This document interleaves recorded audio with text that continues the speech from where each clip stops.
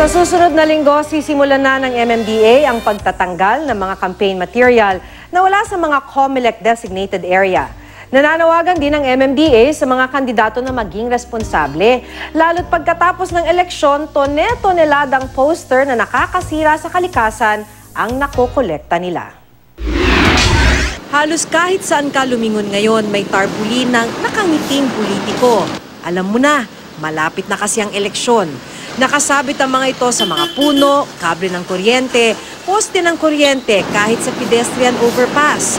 Pakalat-kalat man ang mga tarp, ligtas pa raw ang mga ito sa team baklas ng MMDA. Sa February 9 o sa unang araw pa ng kampanya para sa national position sila, magsisimulang magbaklas ng tarp ng mga kumakandidato.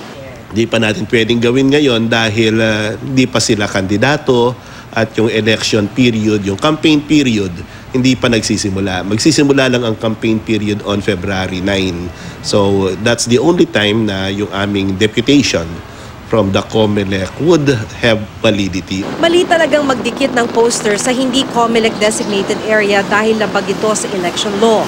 Batay sa implementing rules and regulations ng COMELEC para sa Fair Elections Act, kaugnay ng eleksyon 2016.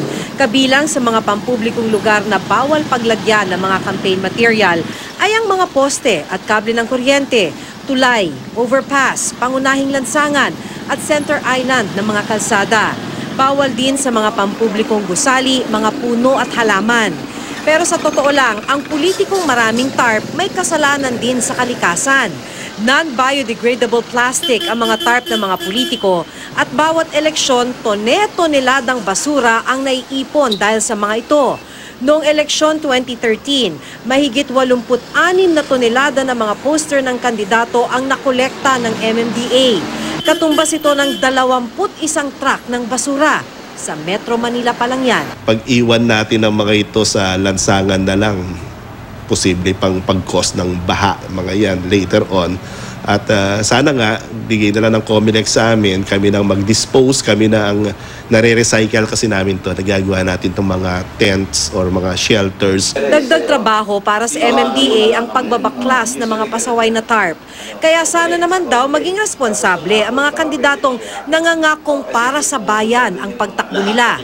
Bago tanggalin ang mga poster na nasa maling lugar, kukunan nila ito ng litrato at isusumite sa COMELEC.